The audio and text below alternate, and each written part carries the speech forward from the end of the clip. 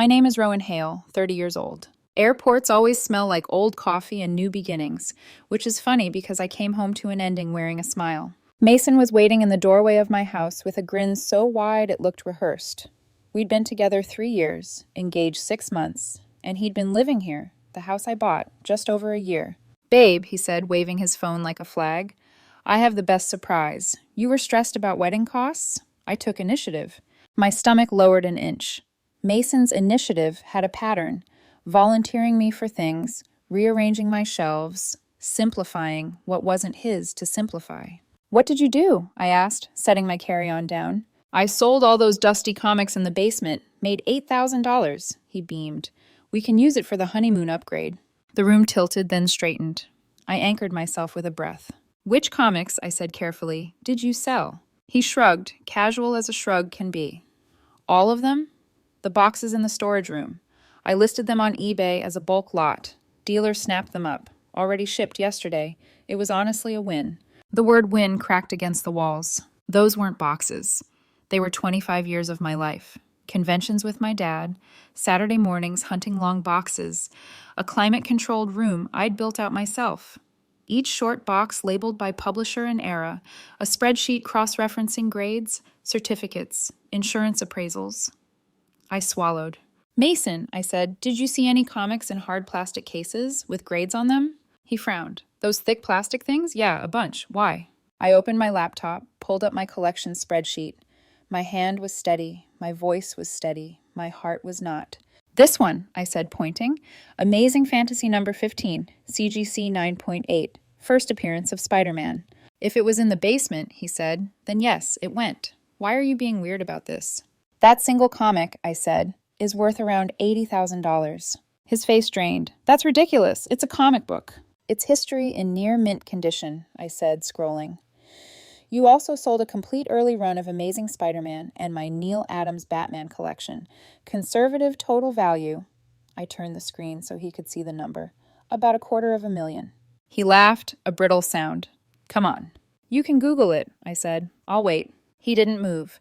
The silence filled with the hum of the fridge, the soft tick of the hallway clock, and the faint sound of my life reclassifying itself. "Well," he said finally, lifting his chin, "you should have told me they were valuable." "They were in my house, in my climate-controlled storage, labeled, graded, and insured," I said. "You had no right to touch them, let alone sell them." "I was trying to help," he snapped. "You're always complaining about money." "I complain about your spending. There's a difference." He crossed his arms. "Fine, we'll get them back." "You said you shipped them." "Then it was just a mistake. The buyer will understand." I laughed, the kind of laugh that sounds like a cough. "Mason, you just sold a 6-figure collection for $8,000. That buyer is probably halfway to retirement." His phone buzzed. A notification slid down. "Vintage Gold Mine, 54. Left feedback. Amazing haul. Seller had no idea what they had. Thanks." The blood rose in his face. He knew he was ripping us off. "No," I said. "You ripped me off. He just recognized opportunity." I walked to my office, shut the door, and locked it. The lock felt ceremonial, like I was drawing a chalk circle around what was left of my boundaries. I opened my email and typed Harrison Lee into the bar. Subject: urgent. Unauthorized sale of personal property. Conversion. I attached the spreadsheet, the insurance appraisal from last year, screenshots of Mason's texts, the eBay listing he'd proudly shown me, and a copy of the delivery confirmation he hadn't realized his account made public. I wrote, "Fiancée sold my entire graded collection without consent while I was on a business trip. Bulk lot on eBay. Delivered and signed. Need immediate demand. Return of all items or payment of $247,000. Documented value minus $8,000 received, plus fees. Also preserve option to pursue criminal complaint." Send. On the other side of the door, Mason's footsteps approached, stopped. "Rowan," he said, voice trying for reasonable, "we're getting married. What's yours is mine. It's our life. Premarital assets don't magically become community property because you call me babe," I said through the door. "What's mine is mine unless I give it." He was quiet, then smaller. "You're ending this over comic books?" "I'm ending this because you stole from me and feel entitled to be thanked." He scoffed. "Stole? I live here." "Living here isn't ownership. You know that. Because I asked you to sign a simple cohabitation agreement and you refused, remember? Initiative has consequences. My phone pinged. Harrison replied in minutes, the way good lawyers do when the facts line up like dominoes. Got it. This is textbook conversion. Evidence is excellent. Your appraisal, labeling, CGC numbers, eBay logs on his account, funds to his PayPal. I'll send a demand letter first thing in the morning, delivery to him and the buyer. We'll also prepare a civil complaint. Do not argue with him. Do not touch his devices. Screenshot everything. I'll call in an hour. I exhaled. Less shake, more steel. I made tea I didn't drink, then opened the basement door and flicked on the light. The room was in absence. Tidy shelves holding nothing but the outline of what used to be there. A few proxy labels remained. AF-15, ASM 150, Adams Detective / Batman like headstones. Back upstairs, Mason was pacing. He had the righteous energy of a man who expected adoration for cutting corners. Okay, he said, gesturing. I'll message the buyer. I'll explain it was a mistake, or you had a change of heart. People are human. We can fix this. You shipped yesterday, I said. It's already delivered and signed, and he's already left a note that seller had no idea what they had. Mason scrolled. He read it. He went pale. Then he flared again, aggression as cover. If you love me, you'll work with me, he said. Otherwise, it's just proof you care more about paper and ink than your future husband. I looked at him, at the way he tried to make my love responsible for his theft. I thought of my dad showing me how to handle a Silver Age page with clean hands, saying, "Respect shows in fingerprints you don't leave." I care about consent, I said, and consequences. He stared at me like I was speaking a language he'd never bothered to learn. My phone rang. Harrison. I put him on speaker. Ms. Hale, he said, voice crisp. I'm sending the demand now. If the buyer refuses to return the items, we'll attach him as a good faith recipient and move to freeze. I'll also draft a separate letter reserving criminal referral. In the meantime, if your fiancé contacts you with threats or tries to negotiate, record everything. Do not raise your voice. Paper wins. Mason bristled. You sent lawyers to my house? You sold my property worth $250,000 without permission, I said, meeting his eyes. What did you expect? Flowers? He opened his mouth, closed it. I ended the call. I opened a new note titled, Document Everything. Mason's phone pinged again. He flinched. I didn't ask what it said. There is an art to staying calm while the most expensive lesson of your life walks around your kitchen, calling itself help. I dried my empty tea mug. I cataloged what I could control. I placed my engagement ring on the counter, gently, like it was a relic, and slid it an inch away from him. This isn't about comics, I said quietly. It's about respect. He stared at the ring like it might move back on its own. I went to my office and left the door open this time so he could hear me typing. Some endings don't need yelling. They need a timestamp. The demand letter arrived at 9:12 a.m., certified and inescapable. Harrison had copied me, the buyer, and, per my request, Mason's personal email so he couldn't pretend he hadn't seen it. The subject line was a scalpel. Demand for immediate return of property or remittance of value. The body was worse if you lived on euphemisms. Our client, Rowan Hale, is the sole owner of the following premarital assets, documented by appraisal and CGC certification numbers, Exhibits AH. Your unauthorized sale constitutes conversion. Choice A. Return all items in substantially identical condition within 72 hours. Choice B. Remit $247,000. Documented fair market value minus $8,000 received, plus fees and costs. Failure to comply will result in civil action and referral to law enforcement. Harrison ended it with a sentence that sounded like a door swinging shut. Please govern yourself accordingly. I read it once, then again, then set my phone down. The way you set down a glass on a table you don't trust. In the kitchen, Mason paced like a man rehearsing his innocence for a mirror. He hadn't apologized. He'd only asked me how I planned to fix our misunderstanding. At 10:03 a.m., the buyer wrote back from his handle Vintage Goldmine 54. The email was short, polite, and exactly what I expected. I bought a bulk lot on a public auction site. It's delivered and signed. I sympathize with the dispute, but I purchased in good faith. I won't be returning anything. Randy. Harrison replied in 30 seconds, attaching a draft complaint and a courtesy copy to a lawyer whose name appeared in Randy's signature block. Understood. Will file, naming your client for receiving converted property to preserve and freeze the collection pending adjudication. The word freeze seemed to slow the air. Mason's phone buzzed. He read and went slate gray. You dragged the buyer into this? He snapped. You dragged him when you shipped my collection, I said. This is how we undrag it. Orderly. He rolled his eyes. Orderly. You sound like a spreadsheet. I am a spreadsheet, I said. It's how I keep value from walking out my door. By noon, the dominoes started falling in public. On eBay, a new feedback line popped under Mason's account. Amazing haul. Seller had no idea what they had. Thanks.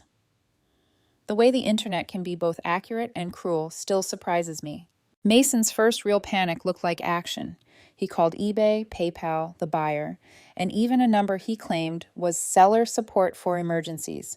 He spoke quickly, his voice laced with the entitlement of a customer who thinks policy is a suggestion. By 1:30, he had a neat stack of no.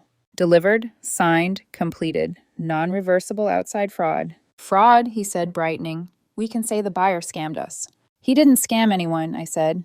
He recognized opportunity. You made the opportunity. What if we say you told me to list them, he said, or that you gave them to me? I didn't even look at him.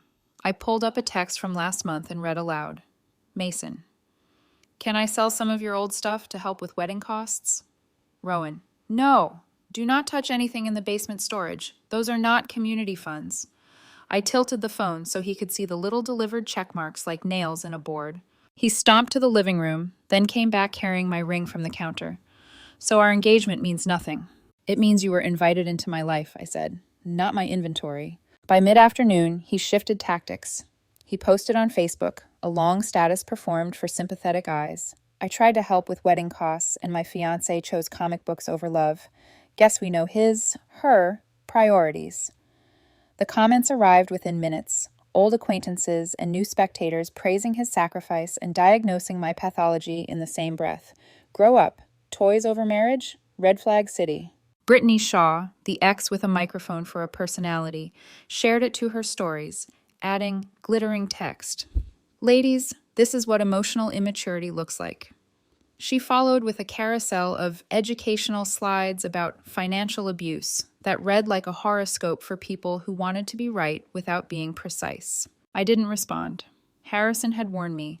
Arguing online is discovery for the other side. Let them talk. Of course, silence doesn't mean passivity. Silence means filing. At 3:11 p.m., Harrison e-signed the complaint in the county portal, Hale v. Carter, conversion, civil theft, intentional infliction. Hale v. Randy surname, unknown, receiving converted property, injunctive relief to preserve the goods. He requested a temporary restraining order to block further transfer of the collection. The clerk stamped a hearing for Tuesday. Mason's second panic looked like anger. He called me from the driveway as if the distance he'd created could transform reality. You're suing me? He shouted. I'm your fiancé. This is ours. You can be my fiancé, I said, or my defendant. You picked the second when you became my thief. Don't talk to me like I'm a criminal. Then stop doing crimes. He hung up, then texted a masterpiece of projection. Drop the lawsuit, or I'll make sure everyone knows what kind of person you really are. I took a screenshot and dragged it into the folder named Evidence, Personal. Harrison's reply pinged 2 minutes later. That's a cute extortion attempt. Save it. By evening, denial gave way to bargaining. Mason stood in my office doorway, hands up like he was proving he wasn't armed. Okay, he said, softer. Let's calm down. I'll talk to the buyer again. Maybe if we split the difference? He keeps some. We get some. You can't want to go through with this. He flicked a glance at the fat PDF of the complaint on my screen. What I want, I said, is for you to understand that consent isn't a fuzzy word you can claim later. You violated it. The law is how we calibrate what that means. He leaned against the doorframe, the very image of wounded reasonableness. Do you even love me? My throat tightened with a memory so clean it felt like glass. My dad handing me a bagged book and saying, always store what you love where it can't get damp, people or paper. Enough to tell the truth, I said. He laughed once, an ugly, disbelieving sound, and left. I spent the evening scanning. The appraisal from last year. Photos of the CGC slabs with serial numbers legible, insurance declarations, convention receipts with my dad's initials in the margins. I labeled each file with a date. I nested them into folders. I wrote a little note to my future self. You did not ask for this. You prepared for it anyway. Good job. At 8:04 p.m., my phone lit up with a call from a number I didn't recognize. This is Randy, the man said. The buyer. Look, your lawyer served me. I'm not the villain here. I bought what someone listed. I know, I said. I'm not asking you to be a villain. I'm asking you to stop acting like a warehouse. Freeze the collection while the court decides. He sighed. My lawyer says if I keep them, I'm exposed. If I sell them, I'm worse. This is bad. It's a problem, I agreed, but it's solvable if you cooperate. Return the most valuable keys. We negotiate. You keep some margin for your time. I get back the crown jewels. He was quiet. You going to press charges on him? He asked finally. I didn't answer. I didn't have to. He muttered, thought so, and promised to talk to his counsel. The next morning, my inbox was a 3-act play. Act 1, cease and desist from a lawyer named Gregory, claiming I had abandoned the comics by storing them in my own climate-controlled room, that they were marital property, we weren't married, and that Mason had verbal permission. He had texts of the opposite. Act 2, Harrison's reply, 3 pages of dismantling with citations, ending, your client confessed to the sale in writing. Kindly advise her fiancé to stop compounding his liability. Act 3, a LinkedIn post by Brittany about men who value objects over women, complete with a selfie and a caption that somehow included a discount code to her consulting ebook. There is always an affiliate link at the end of righteous indignation. That afternoon, Jessica, one of Mason's loudest chorus members, texted me, You're destroying a good man's future over paper. Be ashamed. I stared at the message until it blurred, then typed back, Paper holds ink. Ink holds signatures. Signatures hold consent. He didn't have mine. She left me on red. Around sunset, Mason called again, low and hoarse. Randy's lawyer reached out to Harrison, he said, as if delivering a weather report. They're talking about partial return. His tone held a hope I didn't share, hope in loopholes, not accountability. There's a hearing Tuesday, I said. And Mason, do not contact the buyer again. Every word you type is a brick in a wall you'll have to climb later. He bristled. You're enjoying this. I am not, I said, but I am finally safe in a way that doesn't require me to make you comfortable. He went quiet, then whispered the thing that told me the center of him hadn't changed. You should have told me how much they were worth. You should have asked. That night I slept on the couch by the front door, not because I was afraid of him coming back, but because I wanted to be the first to hear the mail slot whisper when the next copy of the demand came. It arrived at 7:02 a.m., a padded envelope with a court stamp that looked like a sunrise if you squinted. Inside, the paperwork was plain. Hearing set, order to show cause, temporary freeze requested. A post-it from Harrison fell out. Good posture, keep documenting. Next, criminal referral if he keeps insisting this is ours. Mason texted an hour later. Drop this and I'll propose a payment plan. I sent the screenshot to Harrison. He wrote back a single sentence. Sometimes the cleanest path to a felony is through a payment plan for a theft. I brewed coffee and watched the light crawl across the floor, counting the squares like years in a grid. I hadn't chosen this war, but I recognized the terrain. Ink, paper, dates, grades. I had learned to love things that recorded the truth about themselves. Now the truth was recording me. On Tuesday, we'd walk into a courtroom that smelled like polish and patience. The judge would not care about initiative or dusty boxes. She would care about ownership, consent, and evidence.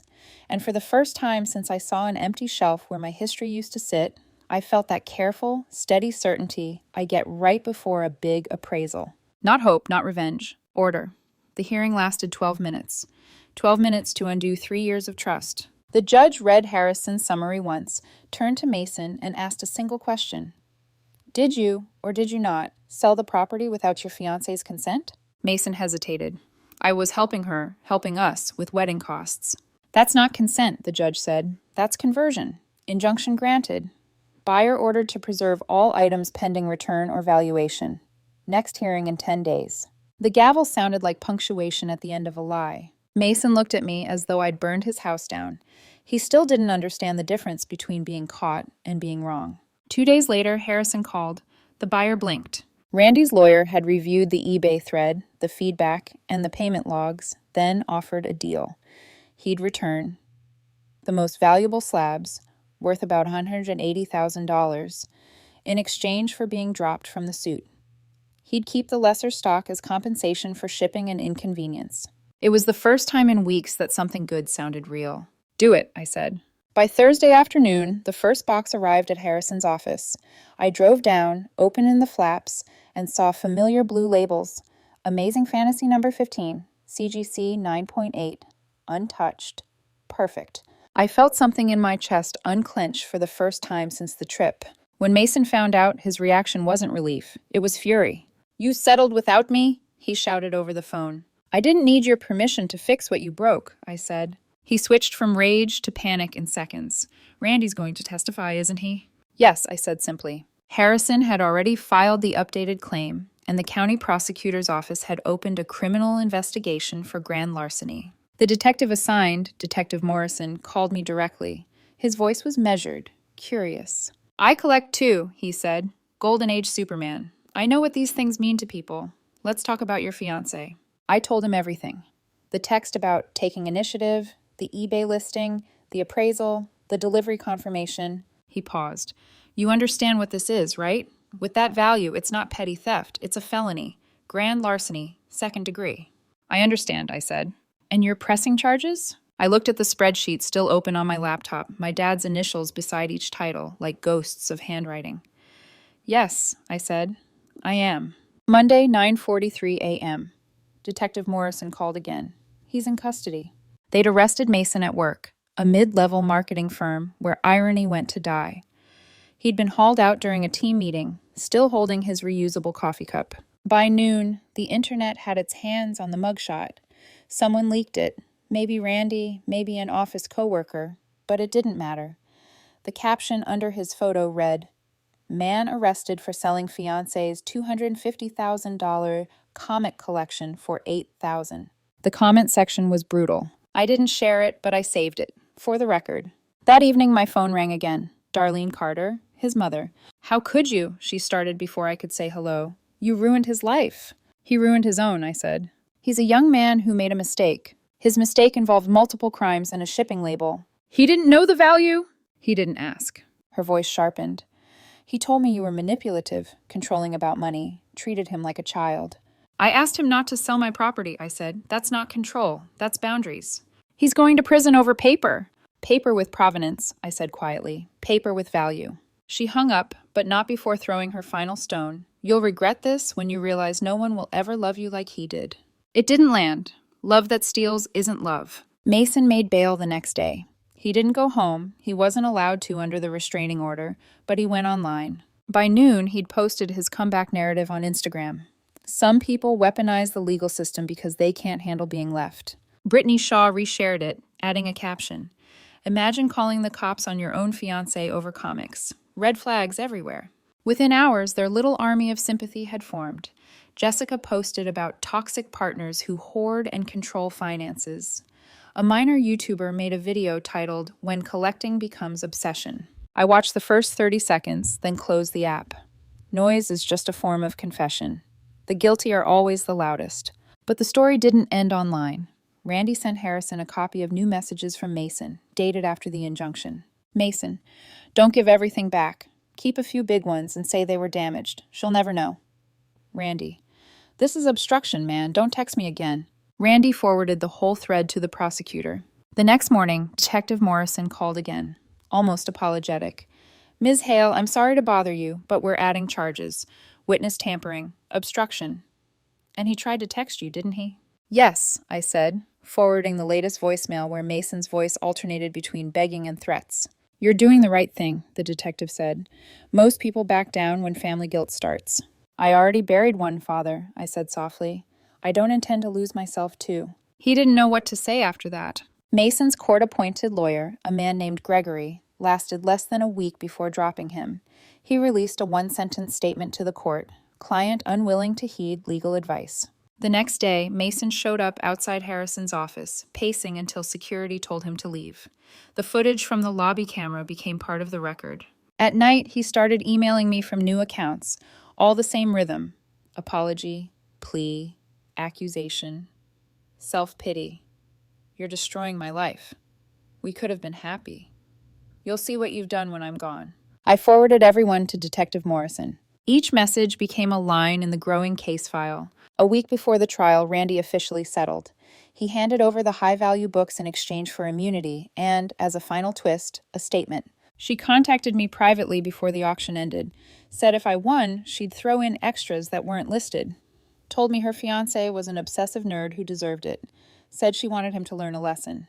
Harrison highlighted that sentence in yellow. Her fiancé, he read aloud. She already spoke about you in the past tense before she shipped the boxes. I nodded. She knew what she was doing. He smiled, small and tired.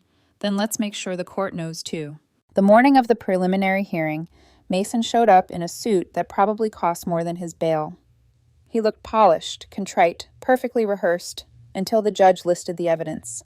The eBay receipts, the appraisal, the screenshots, the extortion text, the voicemail threats, Randy's statement. His expression cracked in slow motion. The judge denied his motion to dismiss and tightened the restraining order. When it was over, Mason turned to glare at me, mouthing words I couldn't hear. Harrison leaned in and said quietly, "Don't look at him. Look at the record." I did, and the record looked solid. After court, outside in the gray morning, Harrison clasped his hands behind his back like a professor finishing a lecture. "Civil's nearly wrapped," he said. "Now it's in the prosecutor's hands. Grand larceny, obstruction, tampering, fraud." He looked at me. "You understand he's facing real time?" I nodded. "I understand." He studied me for a beat. "You don't look happy." "I'm not," I said. "I'm just finally safe." That night, I went down to the basement again. The empty shelves still outnumbered the full ones, but the returned boxes were heavy with proof. I opened one at random.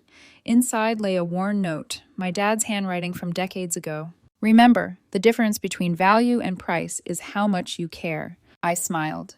Because now, the difference between theft and justice was simply documentation, and I had all of it. Outside, sirens echoed faintly, heading somewhere that wasn't my street. Inside, the hum of the climate control filled the air, even, steady, alive.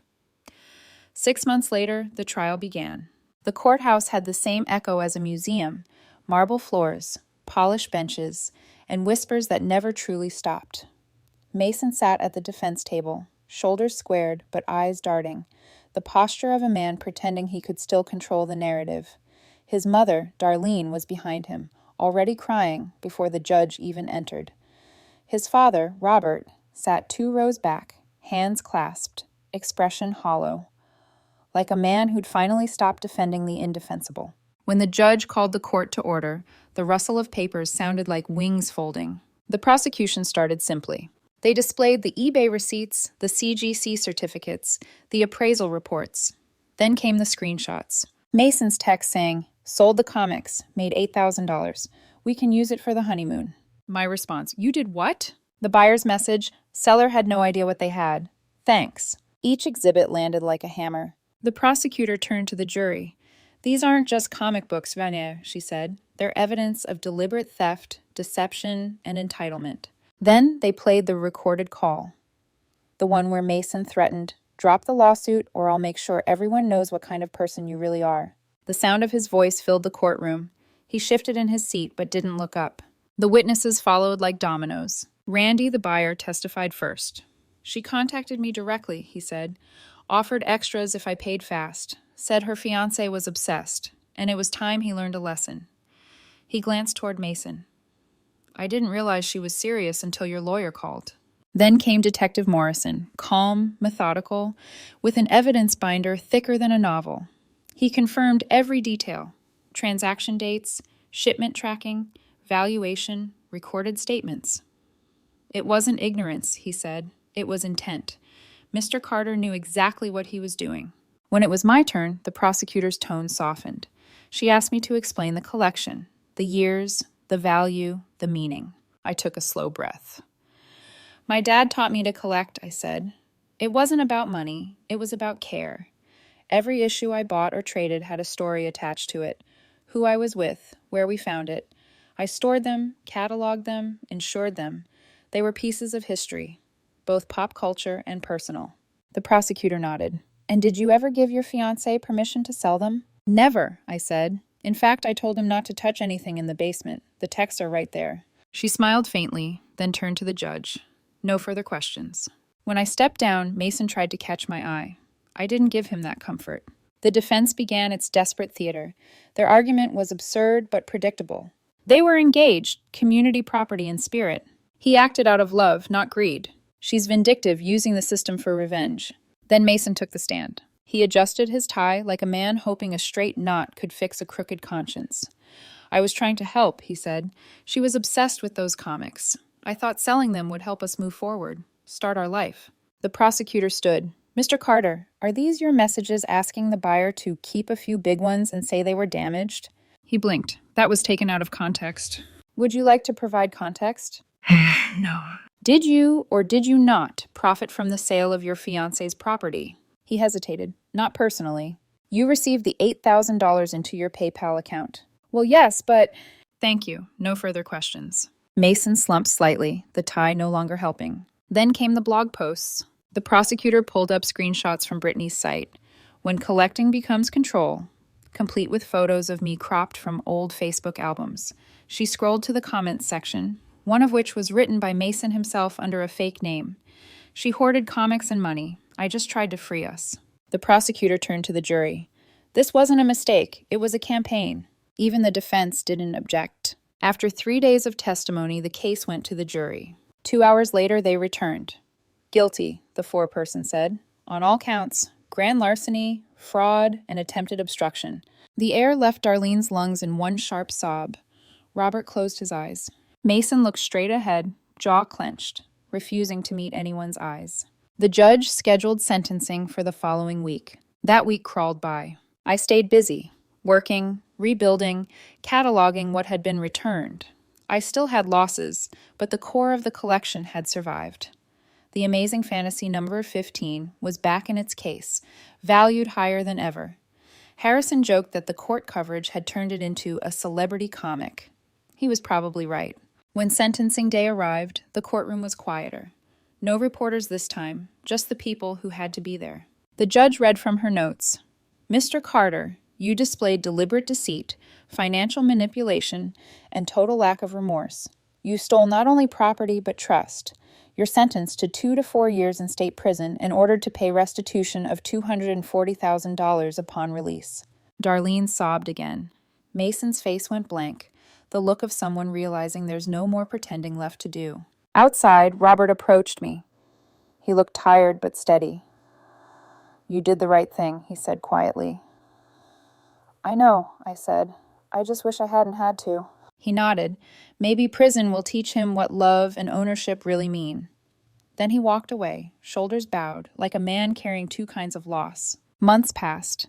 Mason served 3 before being released on probation. Overcrowding, good behavior, first offense. He came out angry, not humbled. He started a GoFundMe, helped me rebuild after false accusations. It raised $400, mostly from Darlene. He posted videos blaming toxic partners and collector culture. They got fewer views every week. Restitution came in slow drips. $500 1 month, nothing the next. The state docked his wages from a call center job. Every payment notice went into a folder labeled accountability. I sold my old house. Too many ghosts in the drywall. My new condo has a dedicated archive room with biometric locks and dual surveillance. The collection is smaller now, but cleaner, both physically and spiritually. Sometimes I walk through that room at night, the LED lights humming softly, the CGC slabs catching the glow. Each one feels like a survivor, so am I. People still ask if it was worth it, pressing charges, going through court, enduring the noise. My answer never changes. Yes, not because of revenge, because of principle. When someone steals what you've built, your history, your effort, your memories, and calls it love, you don't forgive it into silence. You document, you act, you protect. Mason taught me that. So did my dad, years before him, when he handed me my first comic and said, respect what you care about. If someone can't respect it too, let them go. Now, when I slide Amazing Fantasy No. 15 back onto the shelf, I see both lessons side by side. Respect and release. Last week, I got an email from an unknown address. The subject line, was it worth it? The body, you got your comics back and destroyed my life. I didn't reply. Because the truth is simple, he destroyed his own, and I rebuilt mine.